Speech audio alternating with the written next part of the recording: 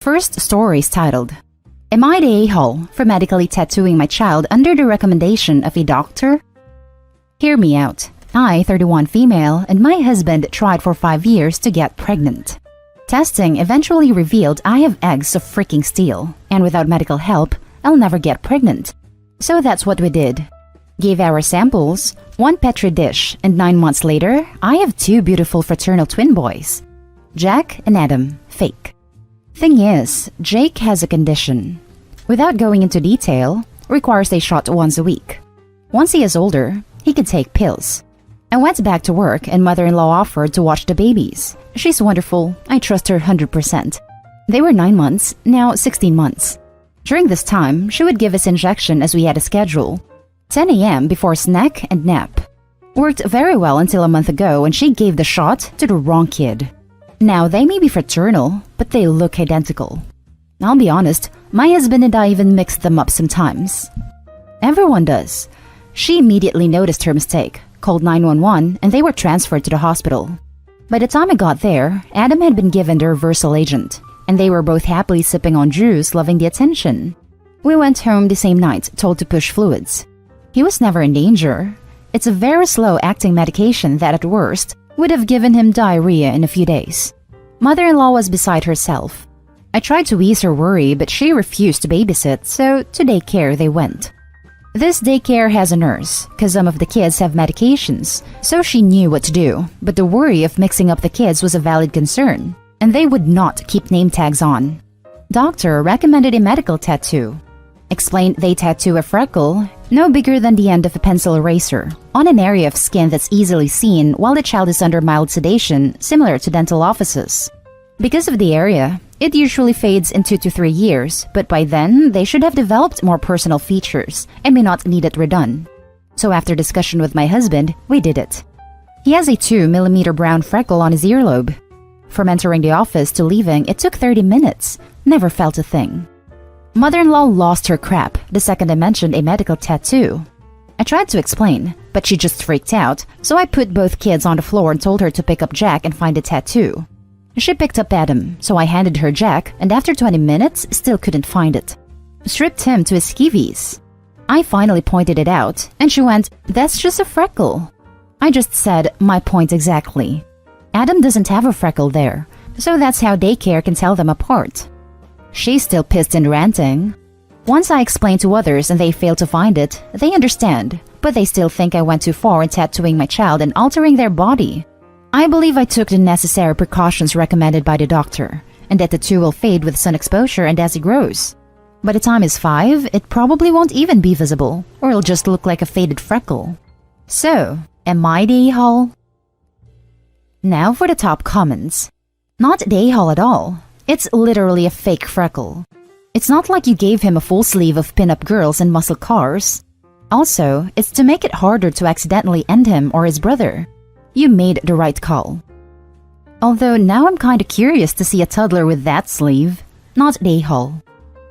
Not the a-hole. You took the recommendation from a medical professional and made a decision with your spouse for the safety of your child. Absolutely nothing wrong with that, especially for something so small. Medical procedure recommended and performed by a medical professional. That's really all I need. Not the a-hole. Not the a-hole. The tattoo is for the safety of both children. It's a medical tattoo, just like they do for radiation treatments. Exactly. I have 3 tiny freckles tattooed from getting radiation and they're not a big deal. Hurts like hell because they're on my ribs. And I forget I even have them. I'd argue that it wasn't my choice either, in a way, as it was just sprung on me as a surprise at that appointment. And unless I want my cancer to come back, I had to go along with it. Not the a-hole. The next story is titled, Am I the a-hole for dramatically running away from an intervention my mother-in-law threw for me? Husband, 28 male, and I, 28 female, live in Colorado. We love beer, and we live an active lifestyle, hiking, snowshoeing, skiing. No beer hits like a beer after climbing a 14-year, and I love a glass of wine in the bath on a lazy Sunday afternoon. My mother-in-law loves to clean her kids' houses as a gift quarterly. This works because we're notoriously lazy deep cleaners. This is important. A week ago, she asked to meet her at the park. I showed up to find a bizarrely socially distant group of my in-laws waiting for me with a box. She started saying, "Kaylee, this is an intervention. We're here because we love you," etc. It was awkward and I got nervous. She opened the box and showed 3 empty bottles of wine and 2 full bottles of wine, plus an empty 16-ounce beer can. She looked at me pityingly and said, "Sweetie, I found your stash. I know you have a drinking problem." I was caught off guard and looked at the pile and it clicked. A few months ago, the bathroom sink backed up and we were rushing around trying to clear things for the plumbers to take care of it. I must have shoved my empty wine bottles in a shower beer can in my closet. The full bottles were purposely hidden because they were going to be Christmas gifts for my husband. I tried explaining everything and she put her hand on my shoulder and said, "I know it's hard to accept you have a problem, but everyone here is here because we love you. Look, I drink a beer with dinner or after work a few times a week, a beer or 2 at a brewery, not lately, obviously, with friends, and occasionally have some wine while taking a bath. I haven't even had a hangover since college."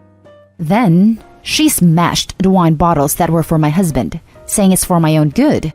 I started yelling at her that they were presents. She just looked me in the eye and did it again. So I ran back to our house sobbing.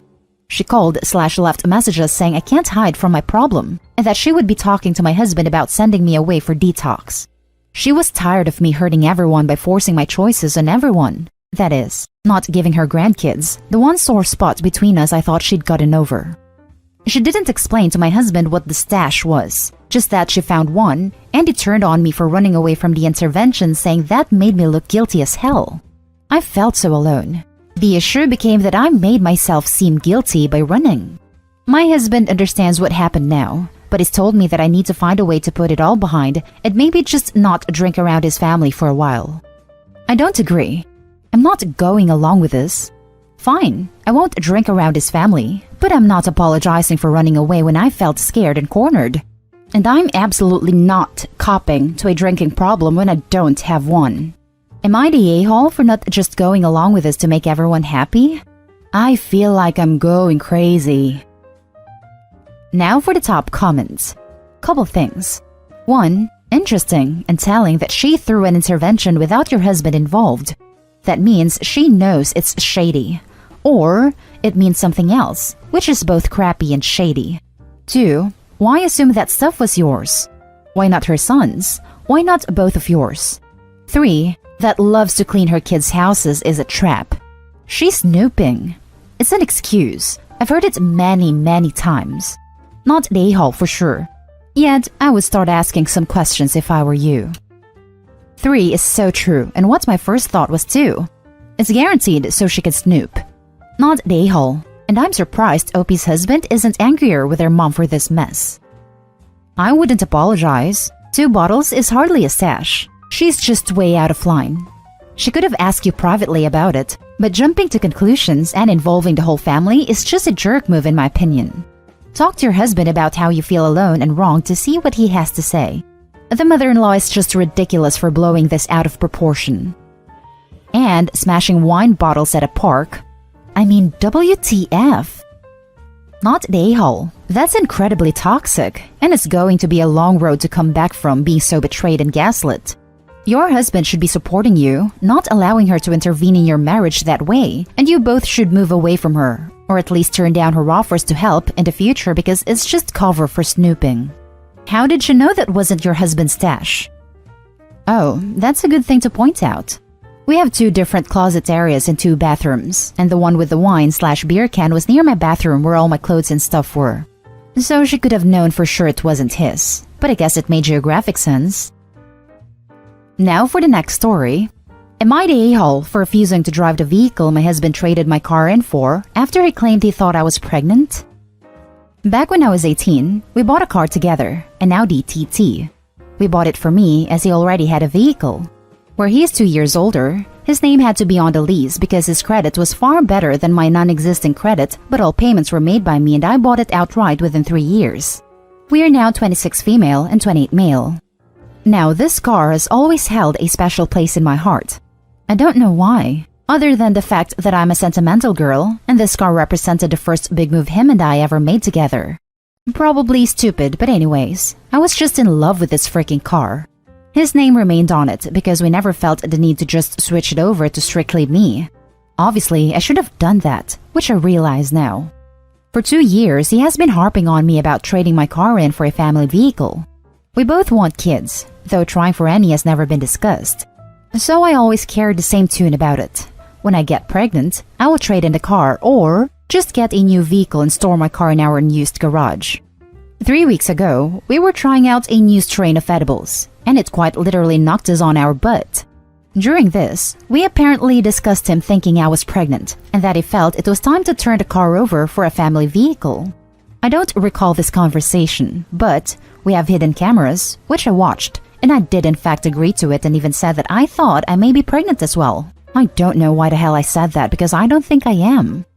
Anyways, my car was due for a routine check, and I had to work that day, so I took hubby's car while he took my car for our appointment. When I got back home, my car was gone, and a 2019 Subaru Forester was sitting in its place. This is the vehicle we agreed on getting in the event of me becoming pregnant. I lost my crap. Hubby is all excited and showing me the car, and yes, it's freaking nice, but he still traded in my car over one discussion we had while we were messed up and hardly verbal. I told him I won't drive it, that I was disgusted that he took that one moment and applied it without discussing it further with me. He says I'm being an a-hole because I already agreed. Am I the a-hole? Just to make it clear, he was equally as messed up as I was that night, if not more. Now for the top comments. Not the a-hole. He was looking for an excuse to force you into family mode sooner. He took that conversation as gospel and acted on it, without clarifying it with you at all. Why the hell would he think he can do that after one high chat? And especially when you added a caveat of storing the Audi and keeping it. He took your car. I'd be mad too. Tell him to get it back, or you're going to key up the new car and slash its tires. I mean, it's now your car, right? You can do what you want. OP, I'd be watching your birth control like a hawk, from here out too, because it looks like he's decided it's time for you to get pregnant. Not at a-hole. You can call the dealership. If you explain what happened, they might be willing to let you trade back. Expect a fee though. Either way, I'd sell the new car and tell him to get over it. He can't make unilateral decisions without you. I'd rethink this relationship. This is a let's for e-kids now move. This is a look at what kids with him will look like. When someone tells you who they are, believe them. Go back to the dealership today and see if you can get your car back. Not the a-hole. Your husband is a jerk. Now for the last story.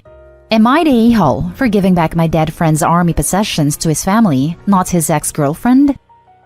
My friend passed away from an overdose on December 10, 2019. 5 days' time, it will be the first anniversary. His ex waited 6 hours to call an ambulance while he died on her couch and failed to save his life in a lot of people's eyes. She asked me to hide all his army possessions from the family so they couldn't take them from her. I'm talking army helmets, badges, medals, hats, maps, manuals, very intimate stuff. She is a full substance addict. I reported her to child safety months ago, and months ago she asked for some of his stuff to pawn presumably for D's. I talked her out of it. Me and some friends went to his funeral. It was a full Australian Army funeral as he was a commanding officer. I've had a falling out with her. She wants his stuff back. However, I decided based on her not calling an ambulance for 6 hours and wanting to hawk his stuff, to contact his family and return it to them. I spoke with the parents last night. They were eternally grateful. They cried. They said they thought we'd never see this stuff again. I cried with them and for them. I feel bad for not giving her back his possessions, but don't feel like she deserves them. Edit. The brother came this morning and collected the belongings. Now for the top comments. Not the a-hole. I don't know how Australia's laws work, but for my country, a girlfriend isn't entitled to a single possession of a deceased boyfriend. Girlfriends here aren't entitled to property unless it is a de facto couple where the girlfriend can get property that was shared. So as a bottom line, no, she wouldn't have a claim to the boyfriend's army gear. Not the a-hole. Did he even will anything to her? The family members are his heirs. They should have his things.